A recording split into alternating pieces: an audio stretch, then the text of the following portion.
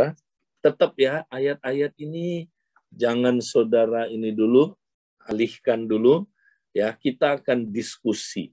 Nah, saudara, saya mau ajak beberapa teman-teman yang sudah dipilih hari ini, saudara, untuk bersama dengan saya kita diskusi tentang saudara jaminan hidup kekal. Silakan teman-teman boleh di spotlight ke 4 gadget yang ada ini, ya. Silakan kita mau sharing diskusi. Ya, Pak Untung atau siapa? Ya. Boleh. Silakan, ada Wiwit, ya. Ada Ronald sama Wendy, Kak. Silakan buka videonya.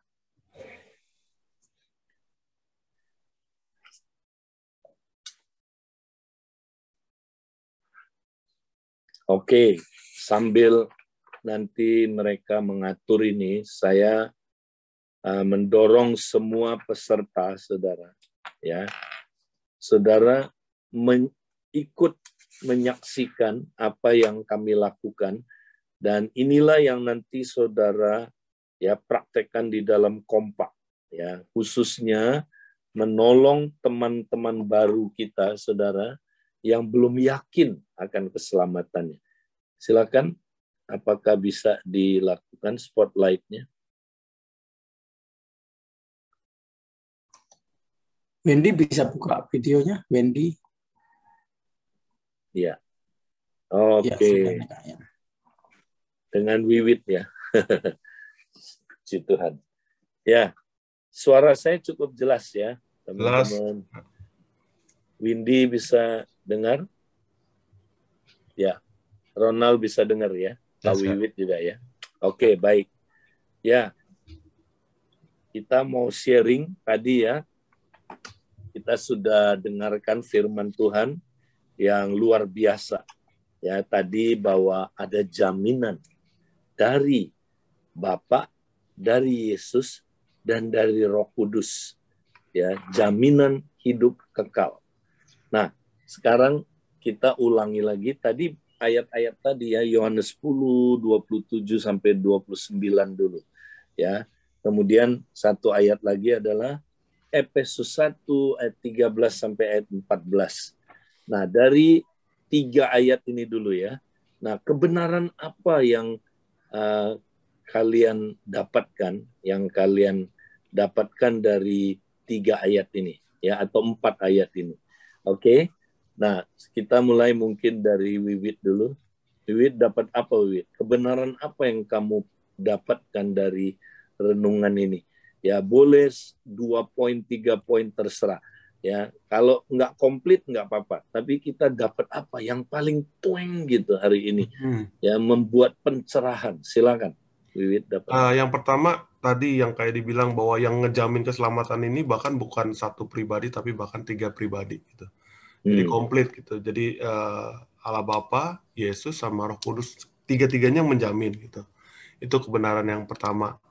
Yang kedua yang di Yohanes 10 tadi kayak bahwa apa dibilang tidak ada seorang pun yang bisa merebut mereka dari tanganku. Yang saya tangkap tadi ya bukan hanya seorang pun, tapi apapun juga nggak akan bisa merebut keselamatan itu dari tangan Tuhan gitu. Ya, jadi kedua kebenarannya itu Kak Edi. Oke. Ya. Nah, bagaimana dengan Pak Ronald? Ronald dapat kebenaran apa dari beberapa ayat ini? Kalau aku dari Yohanes 10 ini juga sama sih, kayak dari kita tuh dijamin tuh dengan 3 pribadi gitu loh. Jadi nggak main-main gitu loh. Maksudnya pelindungan Allah tuh sempurna gitu kan. Dijaga sama Tuhan Yesus, sama Bapa, bahkan juga dimeteraikan sama Roh Kudus gitu loh. Dan di Efesus juga dikatakan juga kita kan saat kita menerima Injil itu gitu ya, kita dimeteraikan gitu loh. Nah, meterai ini yang memang satu jaminan bahwa istilahnya nggak ada yang berani kutak-atik kita gitu loh istilahnya. Bahasa si jahat nggak bakal bisa kutak-atik kita gitu. Kita aman gitu dalam Tuhan. Itu sih Kak. Ya, oke, bagus. Nah, Windy dapat apa ini dari beberapa ayat yang kita renungkan? Kebenaran apa yang Pak Windy dapat? di Yohanes 10 sih Kak yang nempel banget bahwa kita itu domba-dombanya dan Bapa itu gembala, Tuhan itu gembala dan tidak ada seorang pun yang dapat mengganggu bahkan merebut kita dari Bapa itu. Jadi selalu jaminan itu udah ada Kak. Seperti seekor domba dan Bapa itu pelihara, Bapa itu lindungin, Bapa itu sertai. Dan ada materai dari yang tadi Kak Edi liatin tuh ilustrasi tentang materai kaisar. Nah, itu sesuatu yang luar biasa bahwa jaminan itu pasti ada label resmi dan itu bukan main-main, Kak. Jadi keselamatan itu Tuhan berikan dan itu nyata adanya. Ya, berarti kita bisa nggak kehilangan hidup kekal atau keselamatan kalau kita baca ayat-ayat ini? Ya kan? Nah, tapi kita sering dengar ya, hati-hati loh, keselamatan lu hilang loh sebentar loh. Nah, ya kan? Nah, ini membuatkan banyak orang ragu-ragu. Ya kan? Waduh, saya nanti belum pasti selamat. Ya, tunggu dulu dong. Lu nanti berbuat baik dulu baru lu selamat. Ya kan? Nah, sekarang pertanyaannya gini. Ya, kenapa sih banyak orang nggak yakin bahwa dia sudah diselamatkan, ya kan? Kenapa itu? Nah, kita mau hari ini gali itu. Menurut kalian, kenapa ada orang yang nggak yakin kalau dia itu sudah diselamatkan, ya, sudah menerima hidup kekal? Jadi kalau ditanya, kamu yakin nggak kalau hari ini kamu dipanggil Tuhan, kamu pasti selamat? Ya, masa bisa tahu sih Pak Edi? Ya kan? Nah, ada orang yang ragu. Masa sih? Terutama kalau lagi jatuh dalam dosa, kan? Nah, kalau dia jatuh dalam dosa, saya selamat nggak ya? Betul nggak? Pernah berpikir begitu nggak? Nah, menurut kalian, kenapa orang itu, ya, dia nggak yakin akan keselamatannya? Menurut kalian kenapa? Silakan, Wiwit dulu. Kalau yang selalu ada di kepala saya sih konsep pahala, kayak di konsep tentang pahala. Jadi dari kecil kan kita tuh udah ditanam bahwa okay, you do this and you get this gitu. Kamu melakukan ini dan kamu akan dapat rewardnya ini, atau kamu melakukan ini kamu dapat hukumannya ini. Nah, kadang-kadang, bukan kadang-kadang, sering kali lah, saya berusaha jujur ya, sering kali kalau hal itu datang, saya tuh harus pause dulu gitu. Kenapa nggak, maksudnya gini, nggak bisa secara langsung, secara sadar bahwa saya ingat bahwa di firman ini bahwa jaminan kekal itu fix gitu, sesuatu yang pasti gitu. Jadi seringkali kalau misalnya kayak tadi bilang kayak ada misalnya ada problem atau ada dosa di dalam hidup saya mikir dulu gitu. Oh iya, ini nggak akan bisa ngerebut. Saya harus beresin ini, tapi ini tidak akan bisa merebut posisi saya gitu di hadapan Tuhan. Nah, itu nggak bisa keluar otomatis kayak jadi saya harus berhenti dulu gitu, karena konsep pahala tadi ya, waduh, istilahnya bilangnya udah selamat, tapi ternyata saya tuh takut gitu, khawatir kayak gitu kan, hal itu kan langsung kayaknya seperti saya harus stop diri saya dulu untuk bisa, oh iya, enggak ya, saya nggak bakal mundur, nggak bakal undur gitu, nggak bakal ketarik sama hal ini. Tapi kan seharusnya kan itu kan otomatis kan, kalau misalnya kita ngerti ini kan harusnya otomatis gitu loh. Tapi saya belum bisa gitu, karena konsep pahala tadi loh. Oke, berarti intinya ada konsep keselamatan yang keliru ya. Iya. Bahwa kita diselamatkan itu karena pahala tadi itu. Iya. Ya kan? Karena perbuatan baik yang kita lakukan. Nah, itu konsep dari agama seberang. Betul. Nah, semua agama konsep keselamatannya berbeda sama ajaran kita. Sangat berbeda. Nah, coba Ronald misalnya ya, punya nggak pergumulan seperti itu tadi itu? Ya, kalau kita kadang-kadang ragu, saya udah cukup berbuat baik belum ya? Kalau menurut Ronald, kenapa sih orang nggak yakin akan keselamatannya? Kenapa, Ronald, menurut? Ya, karena sih memang karena konsep agama sih kayak. yang memang mengajarkan kita mesti berbuat baik nih gitu loh, baru bisa masuk surga. Nanti ditimbang katanya gitu kan, istilahnya gitu kan. Nah itu yang memang kita juga dari kecil mungkin diajarin kayak gitu juga gitu kan, dan yang membuat itu secara tidak sadar masuk dalam konsep pikiran kita juga gitu kan. Nah itu yang perlu firman ini makanya yang bisa memerdekakan kita gitu dari itu ya. Sehingga kita nggak terkungkung dari hal itu gitu loh. Padahal kita tahu bahwa misalnya kekristenan itu kan bukan cuma sekedar agama gitu, karena Tuhan sendiri yang mencari kita gitu kan, bukan kita yang mencari Tuhan gitu kan. Nah itu yang mesti kita pahamin banget bahwa istilahnya itu kasih Tuhan yang begitu besar sama kita itu yang memang udah memilih kita gitu loh, bukannya karena kita mau kita gitu kan, tapi Tuhan sendiri. Nah makanya ada perlindungan Allah, pemeliharaan Allah tuh begitu sempurna atas hidup kita gitu loh. Jadi nggak usah diragukan lagi. Nah kebanyakan orang kan tapi kan berpikir tapi kalau gua salah nih, masa ya Tuhan masih mau terima gua gitu loh. Kita udah berbuat baik aja kan, katanya kan kalau firman bilang ada malah dan kita kesalehan kita kan seperti kain kotor gitu kan ya. Gitu. Padahal kan itu karena perbuatan gitu loh. Padahal sebenarnya kan kasih Tuhan yang menutupi dan menghapus itu semua, dari dosa semerah kermisi pun Tuhan bikin jadi salju gitu, seperti salju gitu kan. Kan seperti itu sebenarnya itu. Jadi di hadapan Tuhan saat kita memang dengan kondisi kita percaya bahwa Tuhan Yesus memang udah, dan kita udah lahir baru gitu ya kita anaknya gitu loh, dan kita udah milik kepunyaannya gitu loh. Padahal harusnya seperti itu kan.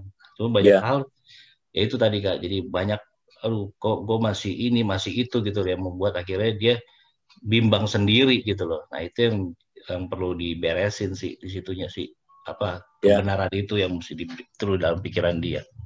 Oke, bagus. Nah, Wendy, menurut kamu, kenapa ada orang yang tidak yakin keselamatannya? Kenapa menurut kamu? Kalau menurut saya sih ini Kak, mungkin tentang konsep pengampunan ya. Jadi ketika dia berbuat salah, kalau saya pribadi udah berdoa minta ampun, tapi masih ragu-ragu Kak. Jadi konsep pengampunan, kalau Tuhan sudah mengampuni, ya pasti dia mengampuni, dia tidak ungkit-ungkit lagi. Misalnya hari ini saya jatuh, saya minta ampun, besok lagi kayaknya Tuhan masih marah nggak ya? Tuhan masih marah nggak ya? Jadi memang konsep pengampunan ini juga harus benar cara pandangnya Kak, itu sih. Ya, bagus. Ya, jadi konsep dosa yang diampuni itu ya, karena gini kan, kita seringkali pikir Tuhan ngampuni dosa kita, nggak semuanya. Ya. Nah, padahal kan tadi kita udah baca hari ini, renungan hari ini, Kristen anak itu, segala dosamu telah diampuni. Ya. Berapa dosa? Segala dosa. Itu bahasa aslinya segala, saudara. Karena kata hamartia itu, yaitu dihubungkan dengan, bisa artinya satu dosa atau sekelompok dosa. Artinya keseluruhan dosa kita sudah diampuni. Ya, nah itu kalau kita ngerti luar biasa. Nah, kita mau bahas dulu ya. Kan ada konsep gini. Kalau nanti saya berbuat dosa lagi, ya kan, saya lupa minta diampuni dosanya. Wah, berarti dosanya tidak diampuni kan? Nah, kalau dosa tidak diampuni masuk neraka dong, ya kan? Karena akibatnya dosa adalah apa? Hukuman kekal kan? Waduh, kalau saya bikin dosa lagi, saya tetap selamat nggak? Nah, ini coba kita diskusi nih. Ini sering nggak membuat kita ragu kan? Terutama kalau jatuh dalam dosa lagi ya. Nah, menurut Wiwit gimana, Wit? Kalau saya bukan ke arah situ mikirnya kayak jadi setiap kali ada istilahnya ada halangan dalam kehidupan saya, yaitu dosa gitu ya. Saya cuma mikir gini, saya mempertanyakan gitu loh. Seharusnya kalau misalnya orang sudah selamat atau sudah menerima keselamatan itu, kok gampang banget saya jatuh gitu. Ya, itu yang sering kali tuh yang iblis taruh di dalam hati saya itu tuduhannya kayak gitu kayak deh. Jadi nggak bicara tentang keselamatannya dulu, tapi tentang keputusan saya untuk selamat itu yang kemarin-kemarin itu benar 100% atau enggak gitu. Karena dalam pikiran saya gini, kalau orang seharusnya sudah ini dia nggak akan gampang untuk, tapi saya menemukan ada satu hal dalam kehidupan saya, kok gampang ya, misalnya contoh nih, misalnya hal kekhawatiran tadi yang tadi saya sebut. Waktu itu datang, saya langsung bingung, kok kerdil banget saya ini gitu. Kok gampang banget gitu saya untuk langsung masuk ke di dalam, jadi kayak tombol kekhawatirannya kok gampang banget kepencet gitu. Kok langsung khawatir lagi gitu. Padahal kan harusnya kan nggak seperti itu. Itu dulu yang saya pertanyakan kayak di. Nanti dari situ mulai berkembang baru gitu. Berkembangnya bahwa artinya gini, ada pertanyaan, ada tuduhan. Iya. Jangan-jangan kamu ya nggak bener nih. Ya, nggak bener lahir barunya gitu kan? Iya. Nah, itu dia. Nah, itu tuduhan dari iblis. Tuduhan dari hati nurani kita yang punya pikiran-pikiran yang nggak bener tadi. Konsep-konsep yang keliru, ya. Oke. Nah, menurut teman-teman yang lain, ya, waktu kita jatuh dalam dosa, ya, kita ragu nggak? Waduh, apalagi kalau dosanya kita nggak mengaku kan, nggak mengaku, wah kan berarti hanya dosa yang diakui yang membuat kita diampuni. Kalau kita nggak ngaku gimana? Nah itu kalau menurut Ronald gimana, Ronald? Ya, kalau penuduhan sih pasti ada rasa itu ya Kak, kayak gitu kan. Rasa, karena kan si iblis kan pengennya mengintimidasi kita gitu kan. Nah, cuma kondisi seperti itu, kalau saya lebih percaya gini, saya kasih Tuhan itu cukup lah buat kita gitu loh, maksudnya gitu loh. Jadi kalau dengan sekalipun kita sebagai manusia kan masih hidup dalam daging ya kan, masih ada banyak kelemahan-kelemahan yang mungkin bisa jatuh dalam dosa gitu. Tapi apakah iya Tuhan membiarkan kita gitu loh saat sampai seperti yang kayak dibilang nggak ngaku dosa, terus akhirnya kita sampai itu meninggal ya masuk neraka gitu loh. Ya kembali lagi tadi konsep jaminan ini gitu loh. Apakah ini memang kita sadari bahwa istilahnya Tuhan tuh benar-benar memelihara kita dan Tuhan ngampuni kita tuh bukan saat ini gitu loh. Bahkan dosa yang akan datang pun Tuhan sebenarnya mengasihi kita gitu loh. Tuhan ampuni gitu loh. Nah, kalau kita udah menyadari bahwa kita memang anaknya yang Tuhan pelihara gitu ya harusnya kita nggak ada pikiran ke situ sih. Jadi memang percaya bahwa kita dalam tangan Tuhan, dalam peliharaan Tuhan gitu loh. Sekalipun kita jatuh, ya Tuhan tetap sayang kok gitu loh. Tuhan tetap peduli, tetap ngampuni kita gitu loh. Itu sih Kak. Ya. Kalau Windy gimana, Windy? Jadi memang ketika jatuh itu kan penuduhan itu ada tuh Kak. Jadi memang lebih kuat ke arah penuduhan daripada janji itu. Janji di mana hidup kekal itu Tuhan sudah berikan. Jadi memang dua konsep ini memang kalah.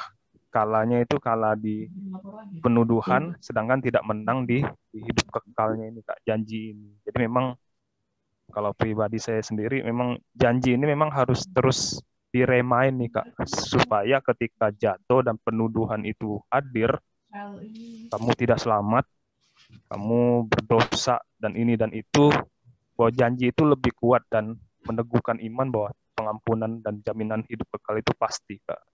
Ya, oke, baik. Nah, saya seringkali temukan banyak sekali orang percaya punya konsep yang salah tentang ngaku dosa ya. Jadi kalau kita nggak ngaku dosa nanti kita kehilangan keselamatan. Nah itu kenapa? Karena dia bilang lah kan nggak ngaku. Kalau nggak ngaku nggak diampuni, ya kan? Kalau nggak diampuni ya artinya keselamatannya hilang dong, gitu ya. Nah kita mesti ngerti mengaku dosa itu ya bukan untuk memulihkan hubungan kita dengan Bapa, tapi adalah persekutuan kita dengan Bapa. Nah, kita punya dua macam relasi dengan Bapa. Ya, pertama kita adalah anaknya, status kita anak. Nah, keanakan kita nggak bisa hilang. Sekali jadi anak, terus jadi anak kan? Kalau saudara jadi anak bapak saudara sampai seterusnya kan? Betul nggak? Sampai saudara seumur hidup saudara kan, jadi anak kan. Bisa hilang nggak status anak itu? Nggak bisa. Saudara berbuat salah juga sama bapak saudara nggak bisa pecat saudara jadi anak. Nggak bisa. Ya kan? Karena status itu seumur hidup kan. Tapi apa yang bisa hilang? Persekutuan saudara dengan bapak bisa hilang. Kalau saudara berbuat salah dan tidak mau ngaku. Ya kan, nggak enak kan hubungan saudara sama bapak kan, nggak enak, ya nggak nyaman. Kenapa? Karena kita nggak jujur, kita nggak ngaku. Hubungannya bukan hubungan, persekutuannya tidak nyaman. Ya, nah jadi apa yang saudara perlu lakukan kalau saudara berbuat salah sama papa saudara? Yang ngaku, Pak, saya salah ini Pak, ampuni saya ya. Nah, bapak saudara ampuni nggak? Ampuni. Ya, yang pulih apa? Yang pulih persekutuannya. Ya, sedangkan kalau saudara berbuat dosa, misalnya saudara lupa ngaku juga, ya, saudara tetap anak kan, betul nggak? Tetap anak, nggak berubah keanakannya saudara. Nah, ada orang jadi saudara salah berpikir kalau nanti kita lupa ngaku satu dosa aja, waduh kita masuk neraka. Nah, saya suka nanya sama dia, waktu kamu terima Yesus, berapa dosa yang kamu ampuni, yang kamu ngaku? Ya, saya berusaha Pak Edi, ngaku semua. Panjang banget kamu waktu terima Yesus. Tuhan, aku pernah begini. Nah, kalau ada yang lupa gimana? Iya ya, dia ketawa. Iya ya, pasti ada yang lupa kan? Ya, nah satu aja kamu lupa, waduh mateng kamu nggak selamat kamu. Jadi banyak orang nggak ngerti ya apa itu mengaku dosa itu buat apa, ya. Nah saudara, jadi kita harus ngaku dosa, tapi ngaku dosa bukan untuk mempertahankan keselamatan, bukan.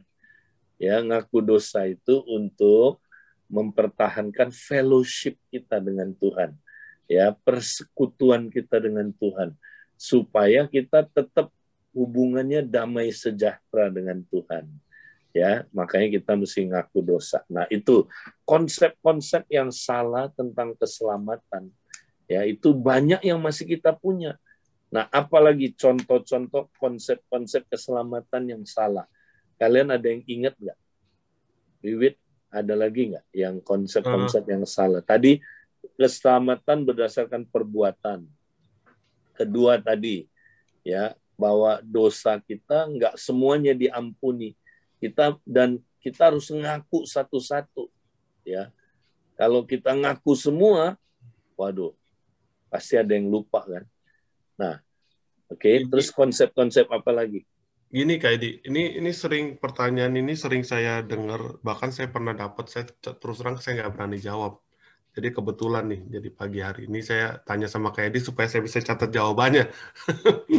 Jadi gini Kak Edi, kalau misalnya kayak gitu kan artinya kan konsep keselamatan yang benar itu kan tidak akan pernah hilang seperti tadi di firman ini ya. Wah, itu sekali untuk selamanya. Nah, yang pertanyaannya adalah gini, jika ada seseorang yang satu kali dia menerima Kristus dan dia dia percaya, lalu dia mundur. Dia mundur. Nah, pertanyaannya kan adalah gini, kalau dari pandangan ini logikanya aja, kalau orang lihat kok enak banget ya, dia mundur tapi dia tetap selamat nih. Gitu kan? Sedangkan ada orang yang benar-benar memperjuangkan atau mengerjakan keselamatannya itu dengan sungguh-sungguh. Nah, ini kan jadi seperti tabrakan Kak Edi. Ya, oke. Nah, jawabannya gimana Kak Edi? Nah, itu juga salah satu konsep yang keliru. Kita harus pertahankan keselamatan, saudara-saudara. Kita harus jaga keselamatan kita. Saya bilang ayatnya di mana? Ya itu kan Filipi, ya kan? Pertahankanlah keselamatan. Jagalah keselamatan. Baca baik-baik, saya bilang. Ada kata mempertahankan. Ada dong. Coba baca. Iya ya, bukan mempertahankan ya. Ya, mengerjakan. Beda, bukan mempertahankan. Keselamatan nggak perlu dipertahankan.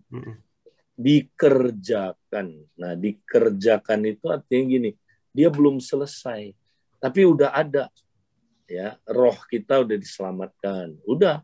Kayak kalau kita mati, kita pasti masuk surga karena rohnya udah selamat. Tapi jiwa belum, masih proses. Ya, udah rusak total kan, makanya proses.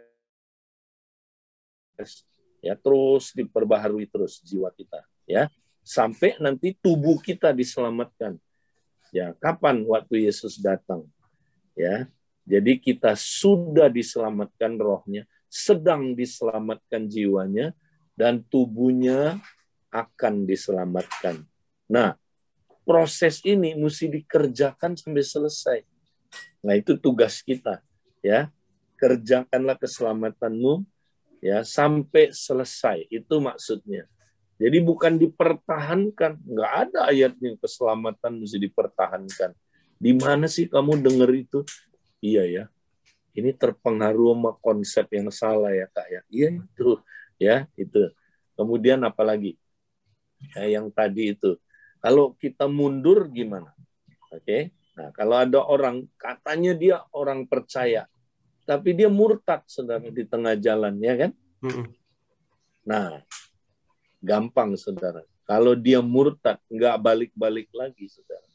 Nggak balik lagi ke Tuhan, ya berarti dia memang belum pernah diselamatkan. Dia itu kelihatan seperti orang yang diselamatkan, tapi belum. Inilah yang Matius 7 sebut itu, serigala berbulu domba.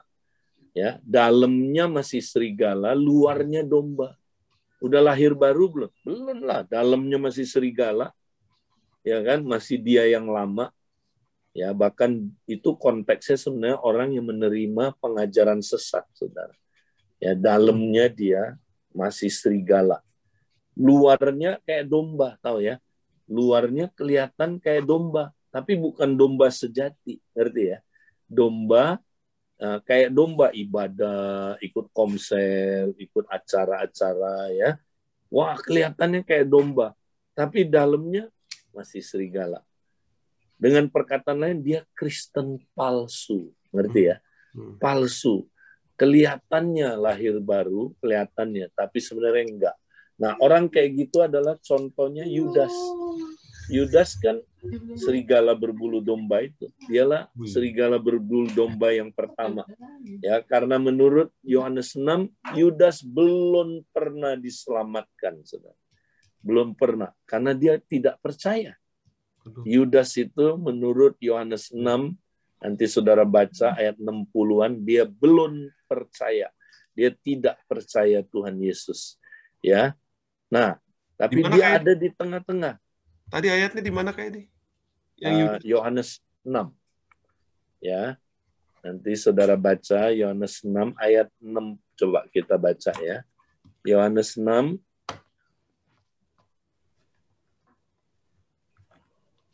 coba baca ayat 63, ada nggak? Ya, Yohanes 6 ayat 63. Sebentar.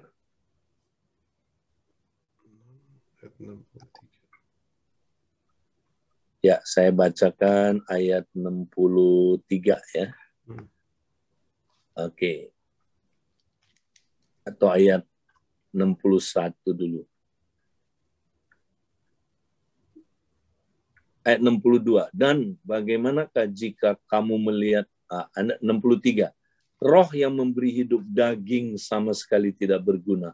Perkataan-perkataan yang kukatakan kepadamu adalah roh dan hidup. Tetapi di antaramu, antara 12 murid ini, ada yang tidak percaya.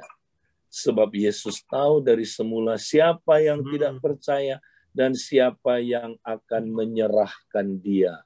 Lalu ia berkata, sebab itu telah kukatakan kepadamu, tidak ada seorang pun dapat datang kepadaku kalau Bapa tidak mengaruniakan kepadanya. Nah, jadi Tuhan bilang apa?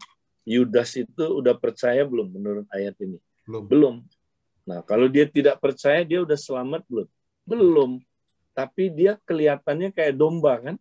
Dia ada di tengah-tengah perhimpunannya, gembala ini, ya, tapi dia nggak percaya sebenarnya. Nah, lihat, tapi Petrus orang percaya bukan? Orang percaya. Nah, bedanya Petrus jatuh nggak? Jatuh. Jatuhnya sama beratnya dengan Yudas loh.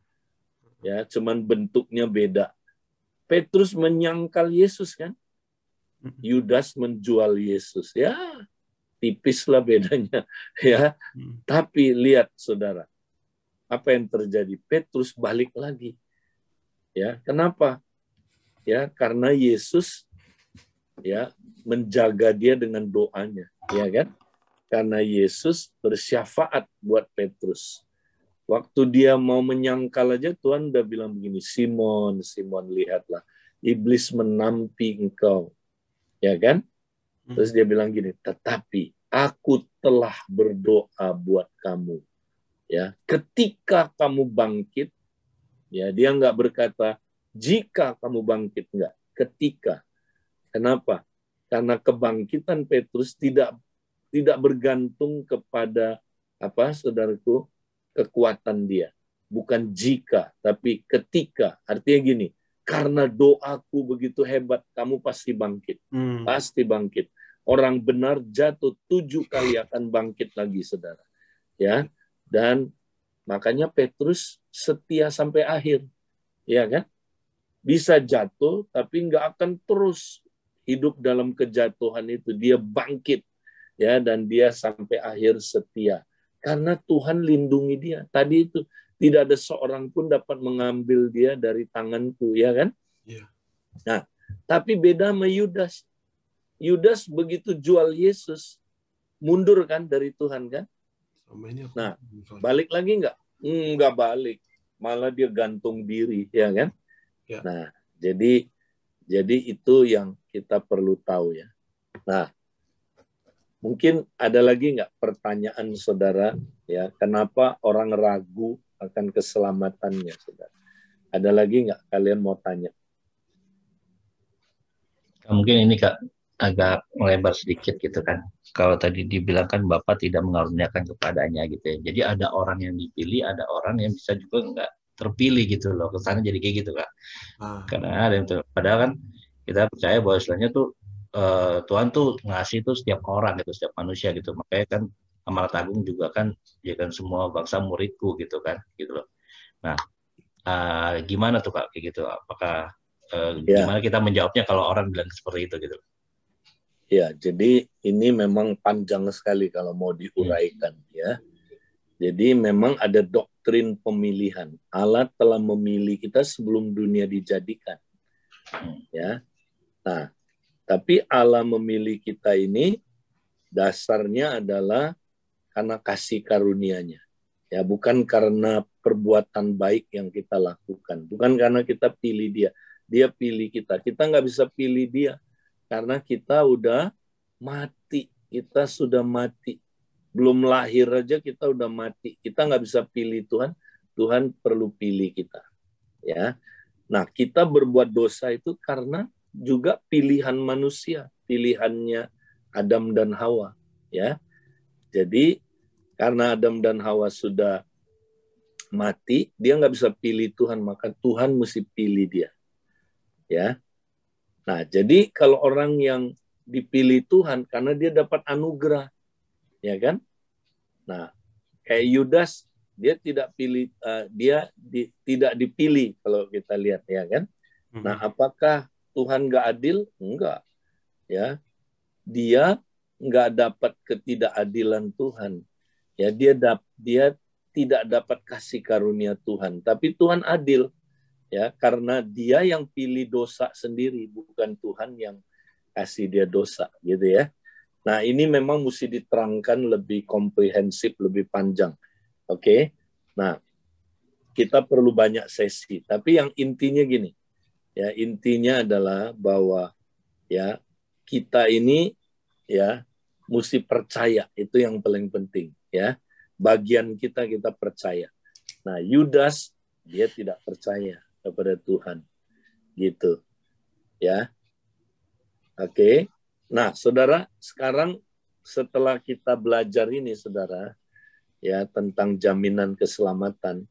Jadi apa yang kita perlu lakukan, saudara, supaya kita yakin keselamatan kita? Nah, itu dulu kita sharing lagi ya. Apa yang kita perlu lakukan supaya kita yakin keselamatan kita?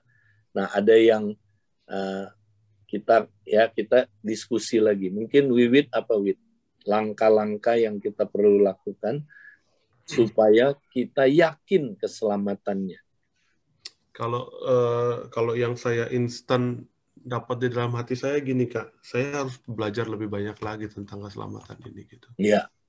Jadi karena gini loh, saya nggak mungkin bisa deliver something yang saya nggak ngerti secara utuh ke orang lain gitu. Malah akan bahaya buat orang itu gitu jika mendengar sesuatu yang salah yang saya sampaikan gitu berkaitan dengan keselamatan ini ya. Karena tadi kayak ya hal-hal yang kita tadi bicarakan itu ini aja catatannya banyak banget gitu loh.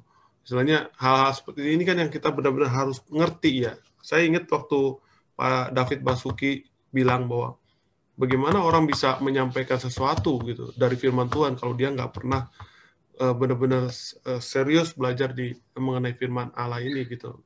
Khususnya kalau kita bicara hari ini tentang keselamatan gitu kayak ini. Ya, oke. Ya, jadi artinya gini, kita mesti belajar kebenaran tentang keselamatan ini. Karena hanya kebenaran yang bisa memerdekakan kita. Ya, itu pertama ya. Jadi belajar sampai ngerti betul. Ya. Terus apalagi kalau menurut teman-teman, menurut Ronald apalagi yang perlu kita lakukan supaya kita yakin kita selamat? Kalau saya sih mungkin ini Kak, menyadari kasih Tuhan tuh dalam hidup kita gitu loh. Jadi maksudnya itu kita merasakan ada hubungan secara pribadi dengan Allah gitu loh.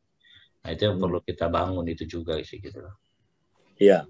Jadi mengenal dia ya, bukan hanya tahu gitu ya. Iya.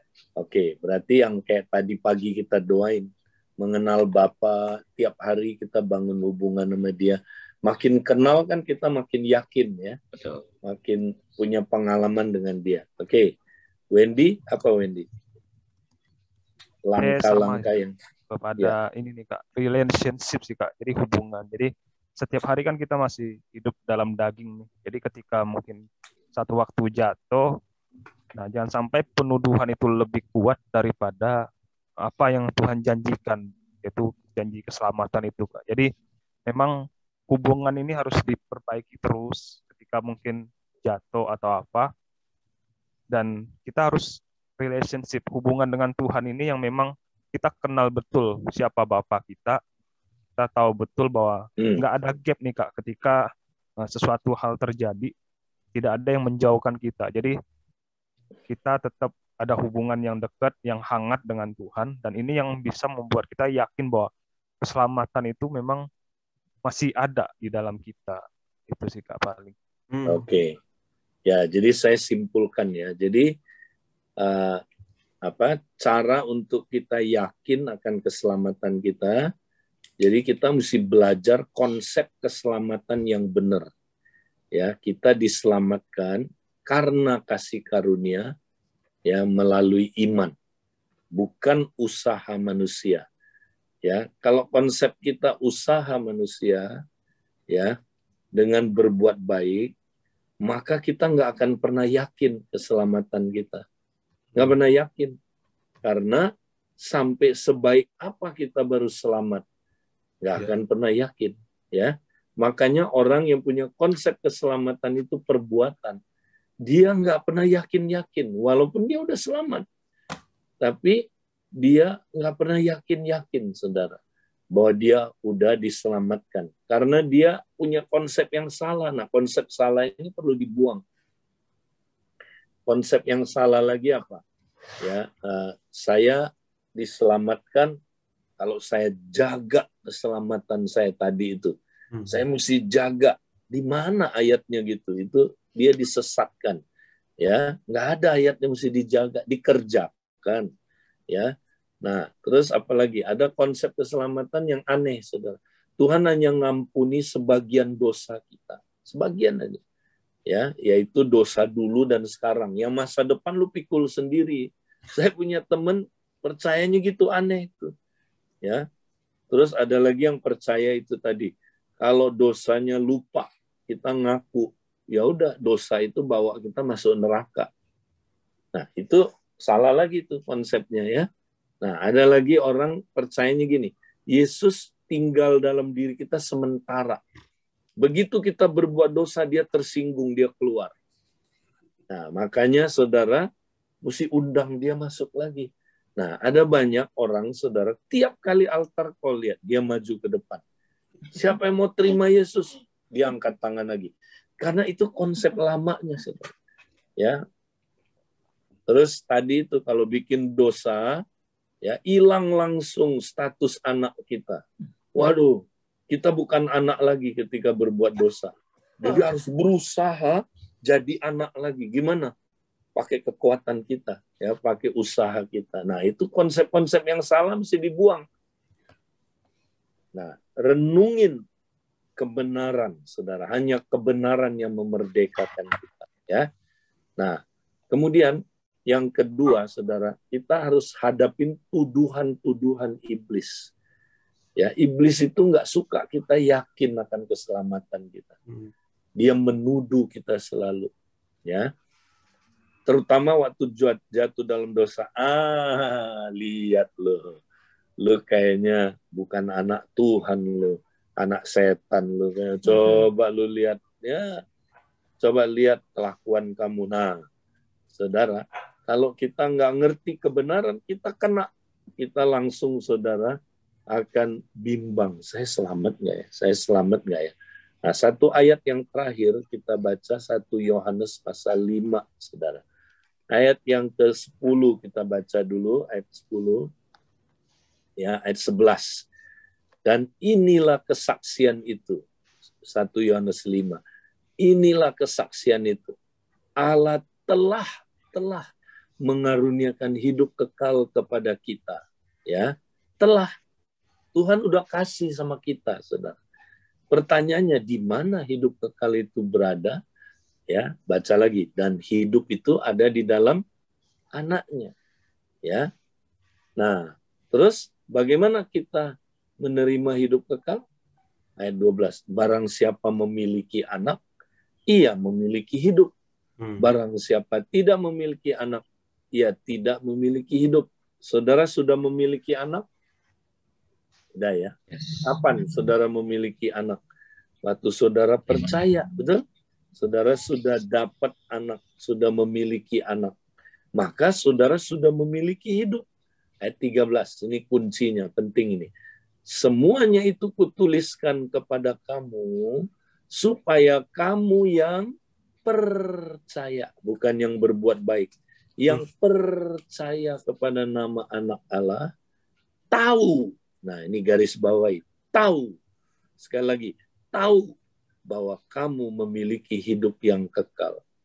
Nah, pertanyaannya, saudara tahu nggak? Saudara punya hidup yang kekal. Banyak orang nggak tahu, saudara. Ya, padahal dia udah punya hidup yang kekal, tapi dia nggak tahu. Nah, New King James ada tambahannya ayat ini. Koma, supaya kamu dapat meneruskan kepercayaan kamu. Ya, jadi orang mesti tahu dia udah selamat, baru dia bisa melanjutkan perjalanan kekristenannya. Kalau dia nggak tahu dia udah selamat, dia akan jatuh bangun terus, saudara. Jatuh bangun. Makanya Kristen anak perlu ditolong sampai dia tahu bahwa dia memiliki hidup yang kekal. Oke? Nah, jadi kalau begitu sekarang kita bikin rencana ya. Nah, setelah kita tahu ini, saudara, ya, apa yang kita perlu lakukan supaya kita yakin keselamatan. Jadi, Wiwit, kamu mau bikin rencana apa? Menurut kamu rencana apa yang perlu dilakukan seseorang supaya dia yakin keselamatannya? Rencana itu tindakan nyata ya, jangan ngambang terus. Ya, menurut Wiwit apa yang perlu dilakukan? Yang jelas tindakan saya pertama, saya akan datang dulu sama Tuhan bahwa saya ngaku bahwa saya punya hal yang salah, pengertian yang salah. Yang kedua, saya akan melengkapi diri saya dengan tanda kutip pengetahuan akan firman Tuhan yang bicara tentang keselamatan, sehingga tidak lagi mudah untuk masuk konsep yang nggak benar, dan benar-benar kita firm, benar-benar teguh bahwa apa yang gini, saya tahu apa yang saya percaya dan kenapa saya percaya. Ya. Itu yang penting. Itu aja. Ya. Kebenaran itu ya, belajar kebenaran itu sampai kebenaran itu memerdekakan. Oke. Ronald, menurut kamu langkah-langkah praktis yang kita bisa lakukan membuat kita yakin pasti kita selamat ya? Ya, kalau itu mungkin selain kita juga memahami konsep ini Kak, benar-benar gitu ya. Kalau saya lebih berpikir mungkin kita juga mengingatkan yang lainnya juga gitu loh, saudara kita istilah bahwa keselamatan ini memang gak akan hilang gitu loh, udah ada dalam tangan Tuhan gitu hidup kalian gitu loh. Nah itu mungkin kita bagi ke teman-teman juga. Jadi buat kita sendiri makin merema. Jadi dengan kita mengajar kita juga dapat lagi ya. Oke. Baik. Nah, Windy ada yang mau disampaikan? Langkah apa? Kalau saya yang pertama buang konsep keselamatan yang salah juga tentang perbuatan baik, tentang bahwa mengandalkan diri sendiri itu bisa. Dan yang kedua itu paling mengerjakan keselamatan nih Kak. Jadi memang tiap hari hubungan yang diperbaiki dengan Tuhan yang terus dibangun. Karena ini penting nih Kak, kalau tidak ada hubungan dengan Tuhan, otomatis kayaknya keselamatan itu hal yang sepele. Jadi udah pernah diselamatkan sekali kan Kak Edi bilang, udah selamat selamanya. Ya udah, hidupnya aur-auran. Jadi memang hubungan yang terus diperbaiki hari ke hari. Jadi memang tidak menganggap remeh juga bahwa konsep keselamatan yang benar itu ya bukan cuma ya udah cukup sekali. Jadi memang hubungan yang terus-menerus dan meyakinkan bahwa keselamatan itu memang tidak akan hilang. Ya, bagaimana dengan ayat ini direnungin terus-terusan ya, dihafal ya, terus sampai kalau kita katanya tetap dalam firman Tuhan, maka kita akan mengetahui kebenaran dan kebenaran itu akan memerdekakan kita. Bagaimana menurut kalian? Penting nggak ayat-ayat ini dihafal, direnungin terus-terusan? Penting banget. Nah, itu yang belum tadi kita bahas ya. Jadi kuncinya ayat-ayat yang penting-penting ini, saudara, tentang keselamatan kita hafalin, renungin, hafalin, renungin, sampai dia jadi iman, saudara. Nah, itu yang membuat kita yakin keselamatan, sambil kita buang konsep yang salah tentang keselamatan. Ya, oke. Gimana, saudara, diberkati hari ini? Sangat. Ya. Jadi saudara, inilah cara kita menolong kalau ada jiwa baru ya di kompak yang belum ngerti jaminan keselamatan, ya kita diskusi seperti ini saudara. Kan kalau diskusi seperti ini seru ya. Jadi bukan pelajaran-pelajaran satu arah, tapi mereka akan nangkep nanti lewat diskusi ini. Wah, mereka nangkep saudara. Oh gitu caranya untuk memperoleh jaminan keselamatan, yakin akan keselamatan ya. Oke, baik saudara. Nah Pak Untung saya serahkan kembali, inilah yang kita sudah kasih modeling bagaimana kita boleh saudara ya menolong saudara kita yang belum ya mencapai goalnya, supaya dia bisa mencapai goalnya, yakin akan keselamatan ya. Puji Tuhan. Saya kembalikan, mungkin kita bisa buka tanya jawab Pak Untung. Ya. Oke, kayak waduh hari ini luar biasa. Ya, saya sendiri diingatkan kembali ya. Mungkin Wiwit bisa minta itu Pandu yang kesaksian, ada pertanyaan di chat, tolong dibacakan Wiwit. Oke, ini ada beberapa, mohon dibantu juga ya, karena mungkin ada yang kelewat. Ini yang tadi saya baca dari Patrice nih. Kayak dibilang gini, kalau di Katolik itu diajarkan bahwa kalau kita udah percaya, terus berbuat dosa, nanti setelah meninggal, sebelum masuk surga, terlebih dahulu kita masuk ke api penyucian untuk disucikan. Ini sebelum masuk ke surga ya, Kak. Jadi ini bukan neraka karena orang tersebut sudah percaya. Bagaimana pandangan Kristen tentang hal itu? Itu yang pertama. Lalu yang kedua, menyinggung tentang dosa yang tidak bisa diampuni, yaitu mendukakan Roh Kudus. Nah, maksudnya gimana? Jadi ada dua pertanyaan nih, Kak. Yang pertama tentang penyucian tadi, api penyucian. Yang kedua tentang dosa mendukakan Roh Kudus. Gimana pandangannya? Ya, oke, baik. Nah, saudara, tentang api penyucian, itu sebenarnya dari awal tidak ada satupun rasul atau bapak-bapak gereja yang awal yang menyatakan itu, mempercayai hal itu. Ya, jadi kalau menurut kita ya, kita menganut ajaran Injili, ya, kita nggak percaya ada api penyucian. Itu sebenarnya tradisi, yaitu secara tradisi dan dipengaruhi oleh agama lain itu sebenarnya. Ya, jadi di dalam kekristenan nggak ada kan ayatnya di mana gitu. Ya, dan bapak-bapak gereja di mungkin 300 tahun pertama nggak pernah ada yang ngajarin api penyucian itu. Itu kemudian di zaman kegelapan gereja, saudara, baru diajarkan hal-hal itu. Yaitu, jadi kita tidak percaya pokoknya ada api penyucian. Ya. Kenapa? Karena Ibrani katakan begini, saudara. Ya, nanti saudara baca di Ibrani, dikatakan gini, saudara. Sebab setiap orang ditentukan mati satu kali. Ya, sesudah itu datang penghukuman. Jadi kita ditentukan mati sekali. Nah, berarti tidak ada reinkarnasi, ya. Juga apa katanya, sesudah itu datang penghukuman. Ya, jadi apa? Jadi kita dihukum setelah kita mati.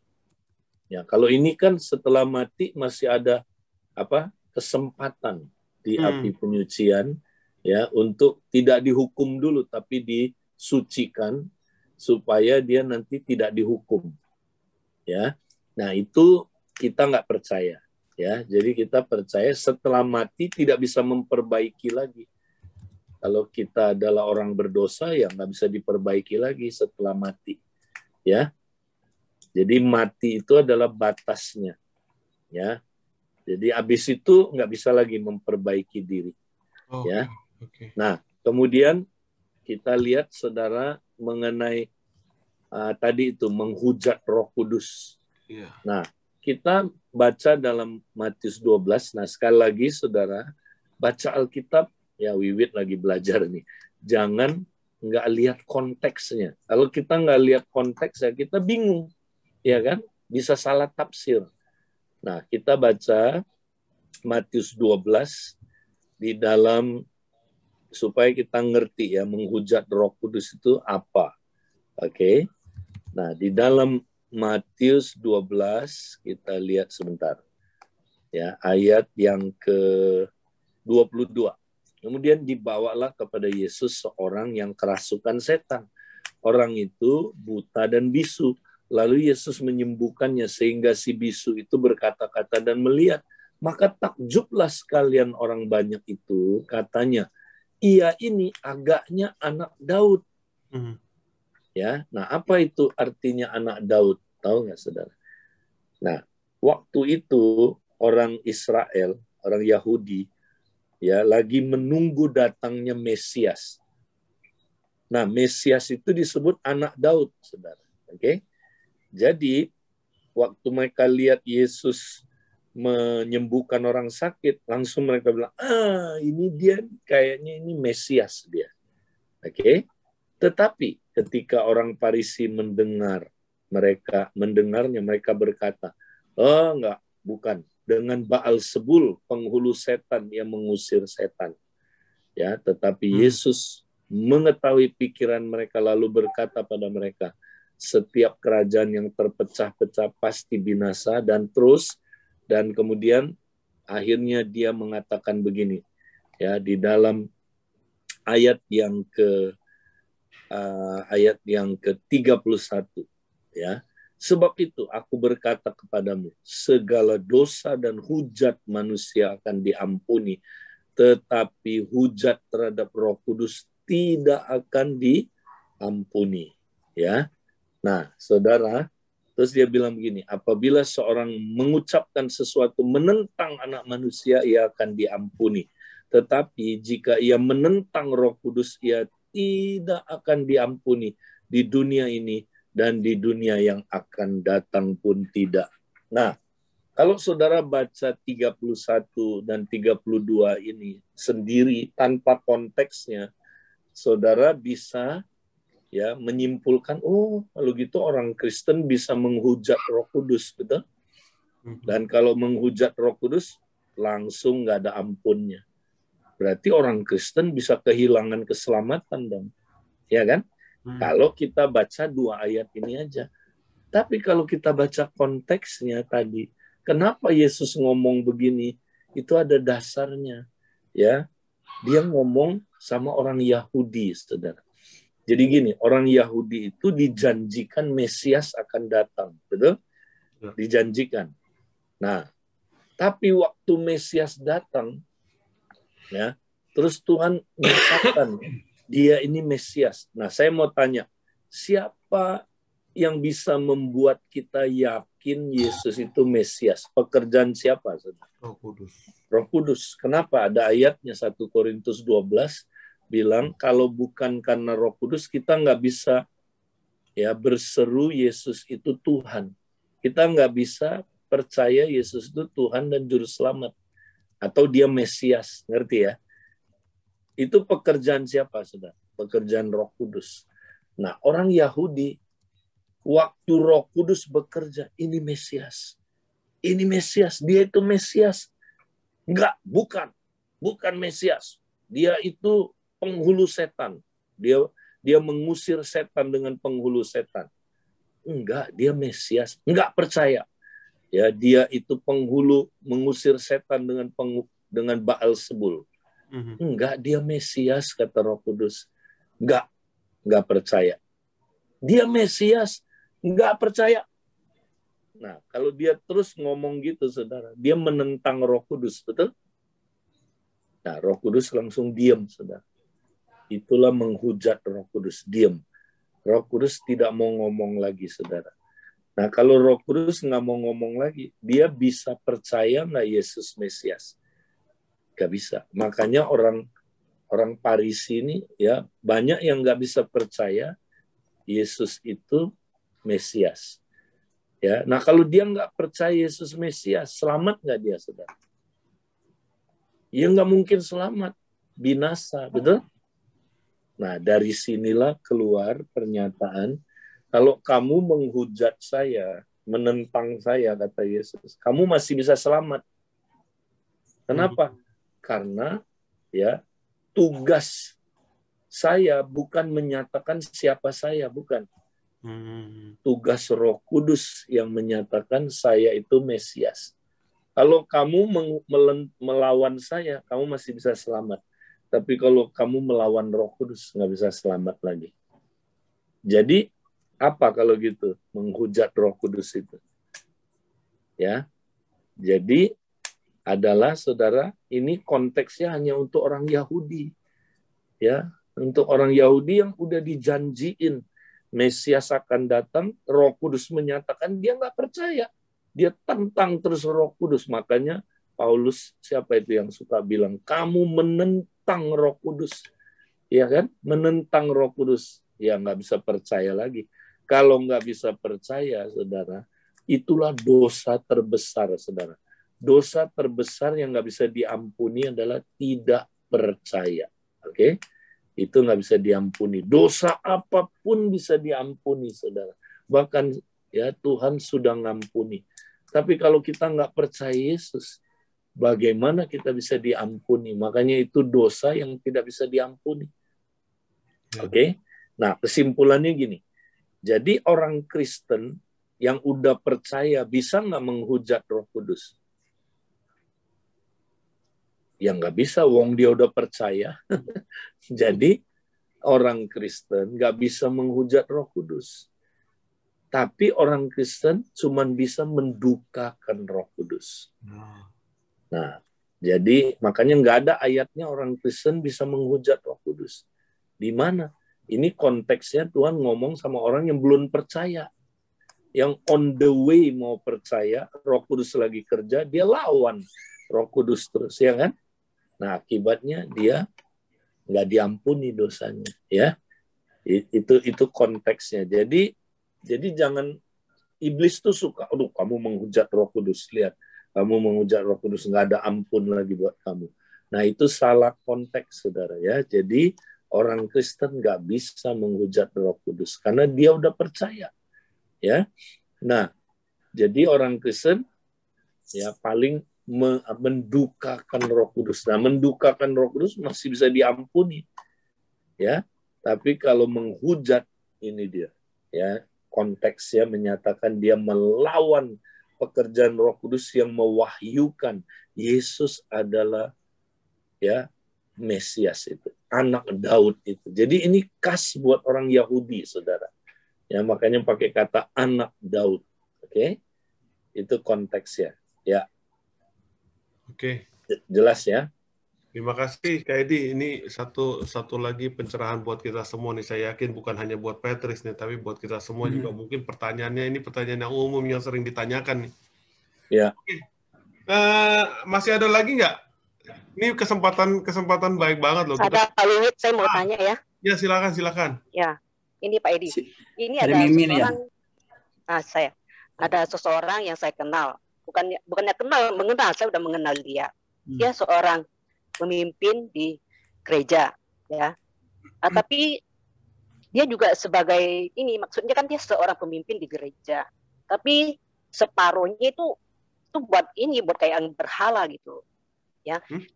Nah, seperti itu. Kalau misalkan di gereja ada acara apa aja, ya dia diikut. Dia yang penting dia yang memimpin dari situ. Terus pada waktu-waktu yang tertentu, biasanya dari penyembahan berhala gitu ya, kayak ada pekong dia ikut gitu loh, dia sembahyang juga gitu. Dia udah orang lama, suka saya pertanyakan, ini harus gimana gitu ya. Nah, seperti itu. Terus dia itu kemarin sempat tanya kepada saya 2 minggu yang lalu. Dia bilang dia bermimpi. Dia masuk suatu tempat yang gelap sekali. Dia bilang kayak gitu ya. Dia bilang, apa ya ini ya? Saya tanya, Tuhan bicara apa sama kamu? Dia bilang dia gini. Dia bilang dia ceritanya gini. Dia ke suatu tempat untuk menginjili orang yang sudah mati, katanya gitu. Saya bilang, orang yang sudah mati tidak mungkin bisa diinjil lagi, itu nggak ada, saya bilang gitu. Tapi dia terus berlawanan gitu. Nah, gitu. Jadi ini pertanyaan dari dulu saya suka ini sih ya. Saya belajar. Jadi pas kesempatan ini saya ingin tanya Pak Edi, itu jawabannya gimana Pak? Pertanyaannya apa?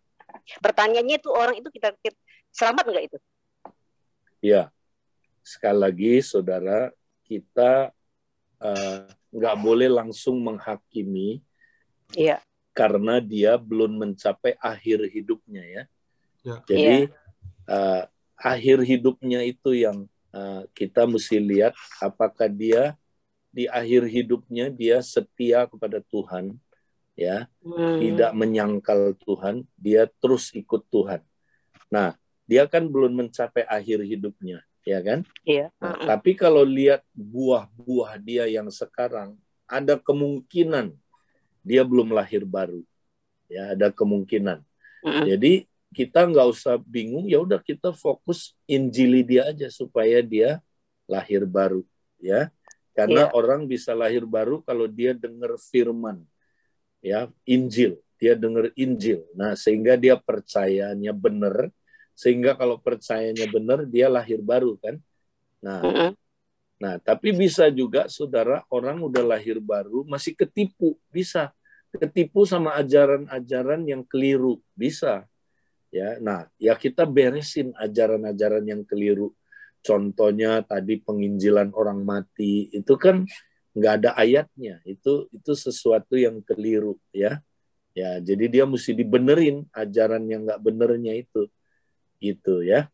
Iya. Jadi sekali lagi kita nggak bisa menghakimi orang berkata, oh dia pasti binasa, kan dia belum mencapai akhir hidupnya kan.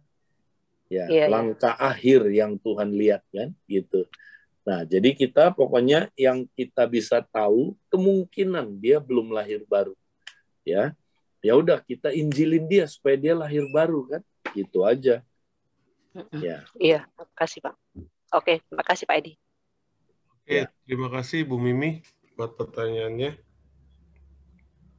Sama Pak Wiwit. Iya.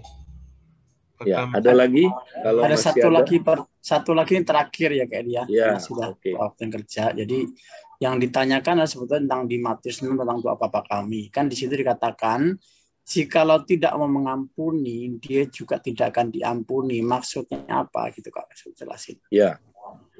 Jadi sekali lagi saudara, satu ayat nggak boleh bertentangan sama ayat-ayat lain. Kalau bertentangan, itu artinya salah satunya kita salah tafsir pasti. Oke? Atau nggak lengkap kita lihatnya. Nah, jadi maksud ayat itu adalah gini, saudara. Ya, sebenarnya Bapak kita di surga sudah mengampuni semua dosa kita, saudara.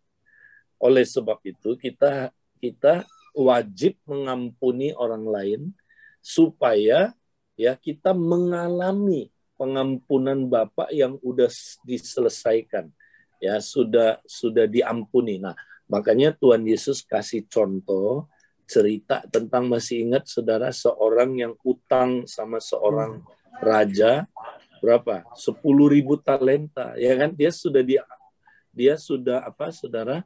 Ya, utang sama raja itu 10.000 talenta. Itu mahal sekali, saudara. Itu mungkin ya bertriliun mungkin harganya kalau sekarang. Ya, kita nggak mungkin bayar itu karena saudaraku begitu mahal ya utang kita. Nah, kemudian raja itu bilang begini, saudara, atau tuan itu bilang begini, ya sudahlah, kamu nggak mungkin bayar, saya ampuni aja. Udah diampuni kan? Tiba-tiba dia ya datang ketemu temennya yang cuman utang dia 100 dinar. Dicekek. Ya kan, dibilang, bayar nggak lu? Bayar. Kalau nggak bayar, kamu habis kamu. Ya. Nah, saudara-saudara, aku akan penjarakan kamu, katanya, kalau kamu nggak bayar. Nah, Tuhan bilang, saudara, ini hambanya ini, saudara, ya orang ini nggak tahu diri ya. Dia udah diampuni, tapi dia nggak mau ngampuni temennya. Nah, akibatnya apa? Nah, terjadi disiplin. Dibilang gini, tangkap dia, masukin penjara. Ya kan? Nah, ini disiplin supaya dia tahu rasa, ya, bagaimana, masa dia udah diampuni, dia nggak mau ngampuni. Nah, itu sebenarnya maksudnya. Kalau Tuhan udah ampuni dosa kita, masa kita nggak mau ampuni orang lain? Nah, kalau kita nggak mau, saudara, kita didisiplin sama Bapak kita. Ya, kita dibiarkan menerima konsekuensinya. Ya, seperti kita hidup tanpa pengampunan. Diajar sama Tuhan, ya. Jadi kita hidup dalam seperti kita tidak diampuni. Supaya kita belajar, saudara. Maka kita terpenjara akhirnya. Terpenjara dalam apa, saudara? Terpenjara dalam ikatan-ikatan. Ya, kadang-kadang penyakit bisa menjadi penjara buat kita. Ya, apalagi utang ya bisa jadi penjara buat kita. Hidup kita akhirnya ya kita hidup seperti orang yang tidak diampuni. Ya, padahal kita udah diampuni belum? Sudah diampuni. Jadi ini bukan bicara soal keselamatan, bukan. Ya, jadi keselamatan nggak bisa hilang.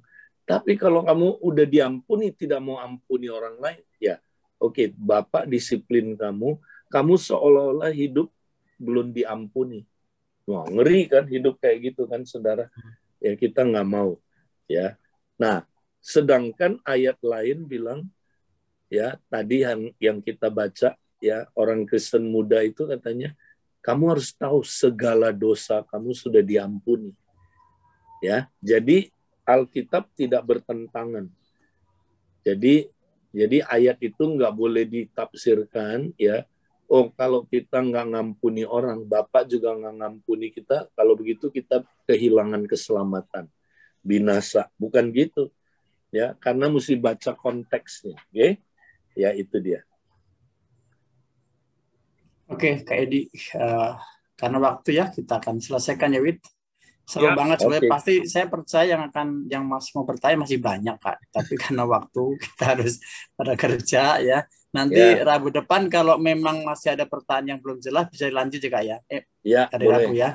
Oke. Jadi ya saudara, kalau misalnya pertanyaan hari ini menyangkut hari ini belum jelas, boleh dicatat dulu. Nanti hari Rabu kita tanyakan ke Edi langsung ya.